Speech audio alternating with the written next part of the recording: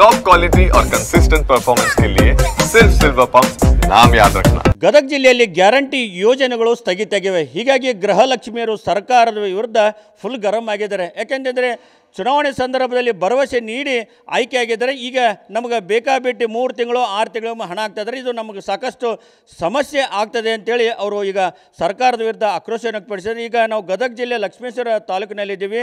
ಲಕ್ಷ್ಮೇಶ್ವರ ಪಟ್ಟಣದ ಸಾಕಷ್ಟು ಮಹಿಳೆಯರು ಈಗ ಇಲ್ಲಿ ಜಮಾನೆಯಾಗಿದ್ದಾರೆ. ಅವರನ್ನೇ ನಾವು ಮಾತಾಡ್ಸೋಣ. ಅಮ್ಮ, ಈಗ ಎಷ್ಟು ತಿಂಗಳಿಂದ ನಿಮಗೆ ಗೃಹಲಕ್ಷ್ಮಿ ಹಣ ಬಂದಿಲ್ಲ? 3 ತಿಂಗಳದ್ದಾರ. ಏನೇನು ಸಮಸ್ಯೆ ಆಗ್ತಾ ಇದೆ?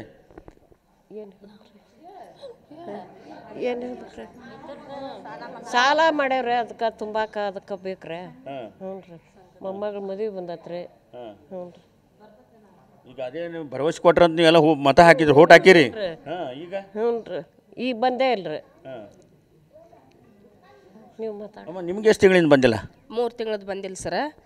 ಈಗ ಅದನ್ನ ನಂಬ್ಕೊಂಡು ಸಂಘದಾಗ ಅದು ಎಲ್ಲ ಸಾಲ ತೊಗೊಂಡ್ಬಿಟ್ಟಿರ್ತಾರೆ. ಈಗ ದುಡ್ಡು ಬರ್ತೈತಿ, ತಿಂಗಳ 2,000 ಬರ್ತೈತಿ ಅಂದ್ರೆ ಯಾರಿಗಾದ್ರೂ ಆಸೆ ಇರ್ತೈತಿ.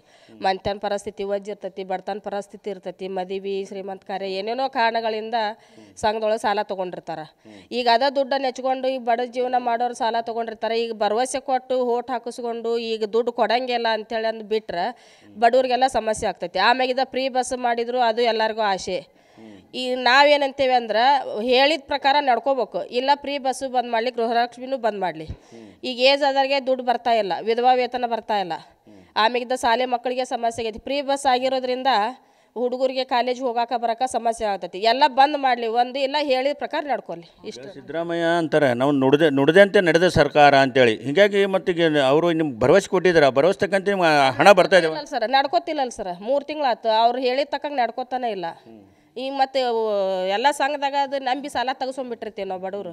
ಮತ್ತು ಹಿಂಗೆ ಸಮಸ್ಯೆ ಆದ್ರೆ ಅವ್ರು ನೋಡ್ದಂತೆ ನಡ್ಕೊಂಡು ಹಂಗೆ ಆಗಲ್ಲ ಆಗುತ್ತೆ ಸರ್. ಈಗ ಏನು ನಿಮಗೆ ಭರವಸೆ ಕೊಟ್ಟು ಸರ್ಕಾರ ಅಧಿಕಾರಕ್ಕೆ ಬಂದ ಈ ಥರ 3 ತಿಂಗಳು 6 ತಿಂಗಳು ಹಾಕ್ತಾಯಿದೆ. ಏನು ಹೇಳಕ್ಕೆ ಇಷ್ಟಪಡ್ತೀರಿ ಸರ್ಕಾರಕ್ಕೆ ಹೇಳಕ್ಕೆ ಇಷ್ಟಪಡ್ತೇವೆ ಅಂದ್ರೆ ಹೇಳಿ ತಕ್ಕಂಗೆ ನಡ್ಕೋಬೇಕು. ಇಲ್ಲ ಅಂತೇಳಿ ಅಂದ್ರೆ ಮುಂದಿನ ಸಲ ಓಟ್ ಹಾಕೋ ಮುಂದೆ ನಾವು ಯಾರೂ ನಂಬಂಗಿಲ್ಲ, ಯಾರೂ ಓಟ್ ಹಾಕೋದಿಲ್ಲ. ಇಷ್ಟು ಈಗ ಇನ್ನೊಬ್ರು ಮಹಿಳೆಯರ ಅಮ್ಮ, ನಿಮಗೆ ಎಷ್ಟು ತಿಂಗಳಿಂದ ಬಂದಿಲ್ಲ? ಏನೇನು ಸಮಸ್ಯೆ ಆಗ್ತಾಯಿದ್ದೀರಾ ಅಮೌಂಟ್ ಕಟ್ ಆಗಿದ್ರಿಂದ? ಈಗ 3-4 ತಿಂಗಳು ಆತ್ರಿ ಬಂದಿಲ್ಲ ರೊಕ್ಕ. ಮೊದಲ ಏನು ಆಸೆ ಇದ್ದಿದ್ದಿಲ್ಲ, ನಾವು ಹಿಂಗೆ ನಡ್ಸ್ಕೊಂಡು ಹೊಂಟಿದ್ವಿ. ಈಗ ತಿಂಗಳ ನಮ್ಗೆ 2,000 ರೂಪಾಯಿ ಬರ್ತೈತೆ ಅನ್ನೋ ಆಸೆಗೆ ನಾವು ಏನೇನೋ ಒಂದು ಸಾಲನ ಹಚ್ಕೊಳ್ಳಿ, ಒಂದು ಮಕ್ಕಳು ಮತ್ತೊಂದು ದೊಡ್ಡ ಸಾಲಿಗೆ ಹಚ್ಚಲಿ. ಇವ್ರು ಒಮ್ಮಾಕ ತಡಾನ ಹಾಕೋದು ಬಿಟ್ಬಿಟ್ರೆ ನಾವು ಹೆಂಗೆ ಮಾಡ್ಬೇಕ್ರಿ? ನಮ್ಮ ಗಂಡ್ರ ಮಕ್ಳು ಕೊಡಬೇಕಲ್ಲ. ನೀವು ಹಿರೇತನ ಮಾಡಿ ನಿಮ್ಮ ರೊಕ್ಕ ಬರ್ತೈತೆ ಗೌರ್ಮೆಂಟಿಂದ ಅಂತೇಳಿ ನೀವು ದೊಡ್ಡ ದೊಡ್ಡ ಸಾಲಿ ಮಕ್ಕಳು ಹಚ್ಚಿದ್ರಿ. ನೀವು ರೊಕ್ಕ ಬರ್ತೈತೆ ನಿಮ್ಮ ಗೌರ್ಮೆಂಟಿಂದ, ನೀವು ಕೊಡ್ಲಿಕ್ಕೆ ನಮ್ಮ ಮಕ್ಕಳನ್ನ ದೊಡ್ಡ ಸಾಲಿಗೆ ಹಾಕಿ ಸಾಲಿ ಕಲಿಸ್ತೇವೆ ಅಂತ ಹಚ್ಚಿದ್ವಿ ನಾವು. ಈ ಗೌರ್ಮೆಂಟ್ನವ್ರು ಕೊಡಲಿ ಆ ರೊಕ್ಕ ಹಾಕವಲ್ರಿ. ನಮ್ಮ ಗಂಡ್ರ ಮಕ್ಕಳು ದುಡ್ದು ನಮ್ಮ ಜೀವನ ಸಾಗಿಸ್ಕೊಳ್ಳೋದು ರಗಡ್ರಿ. ಆಮೇಲೆ ಮುಂದೆ ಹೆಂಗೆ ಮಕ್ಳ ಜೀವನದ ಇದನ್ನು ಮಾಡೋದು ನಾವು ಸಾಲಿದು ಮಕ್ಕಳು ಶಾಲೆ ಅರ್ಧ ನಿಂತದೇನ್ರಿ? ಹ್ಞೂ, ಮತ್ತು ಈಗ ಅರ್ಧ ಕೈ ಬಿಡಿಸ್ಬೇಕು, ಹೆಂಗೆ ಕಲಿಸ್ಬೇಕು ಹೆಂಗ್ರಿ ನಾವೀಗ ಮುಂದೆ. ಮತ್ತು ಈ ಗೌರ್ಮೆಂಟ್ನವ್ರು ಆಸೆ ಹಚ್ಚಿ ಓಟ್ ಹಾಕಿಸ್ಕೊಂಡು ಆರಿಸಿ ಬಂದ್ರು. ನಮ್ಮ ಬಡವ್ರಿಗೆ ಏನು 3 ತಿಂಗಳ ಕೊಟ್ಟಂಗೆ ಮಾಡಿದ್ರೆ ಬಿಟ್ಬಿಟ್ರು. ಆಸೆ ಹಚ್ಚಿ ತಾವು ಕುರ್ಚಿ ಹತ್ಕೊಂಡು ಕುಂತಿಂದಾಗ ಆಮೇಲೆ ಇವ್ರಿಗೆ ಏನು ಕೈ ಕೊಟ್ಟರು ಅವರು. ಮುಂದೆ ಹೆಂಗೆ ಈಗ ಏನು ಹೇಳಕ್ಕೆ? ಈಗ ಸರ್ಕಾರ ನಿಮ್ಮ ಭರವಸೆ ಕೊಟ್ಟು ಈಗ ಹಾಕ್ತಾ ಇಲ್ಲ ಸರಿಯಾದ ಸಮಯಕ್ಕೆ, ನಿಮ್ಗೆ ಸಾಕಷ್ಟು ತೊಂದರೆ ಆಗತ್ತೆ. ಈಗ ಸರ್ಕಾರಕ್ಕೆ ಏನು ಹೇಳಕ್ಕೆ ಇಷ್ಟಪಡ್ತೀರಿ? ಅಲ್ಲಿ ಸರ್ಕಾರದ ಆಸೆ ಹಚ್ಚಿ ಓಟ್ ಹಾಕಿಸ್ಕೊಂಡ್ರು ನಮ್ಗೆ ಕೊಡ್ತೇವೆ ಅನ್ನೋ ಆಸೆಗೆ ನಾವು ಓಟ್ ಹಾಕಿದ್ವಿ ರೀ. ಅದು ಹಾಕೋ ಪದ್ಧತಿ ಹಾಕೇ ಬಿಟ್ಟಿದ್ವಿ. ಇವ್ರು ಈ ಆಸೆ ಹಚ್ಚಿದ್ರಲ್ಲ, ನಿಮ್ಗೆ ತಿಂಗಳ 2,000 ರೂಪಾಯಿ ಕೊಡ್ತೇನೆ ಅಂತೇಳಿ ಇದನ್ನು ಕೊಟ್ಕೊಂತ ಬಂದಿದ್ರೆ ಇದೇನು ಸಮಸ್ಯೆ ಬರ್ತಿದ್ದಿಲ್ಲ. ಕೊಡೋದು ಬಿಟ್ಟಿದ್ರನಕ ಸಮಸ್ಯೆ ಇದ್ದಿದ್ದೇ ಇಲ್ಲ. ಇದು ಈ ಕೊಟ್ಟು ಆಸೆ ಹಚ್ಚಿ ಹಿಂಗೆ ಅರ್ಧಕ್ಕೆ ಕೈ ಬಿಟ್ರೆ ನಿಮ್ಮ ವಜ್ಜೆ ಆಕತ್ರಿ. ಮತ್ತು ಅದನ್ನ ನೆಚ್ಕೊಂಡು ಹೆಣ್ಮಕ್ಳು ಏನೇನೋ ಮಾಡ್ಕೊಂಡು ಬಿಟ್ಟಿರ್ತೀವಿ.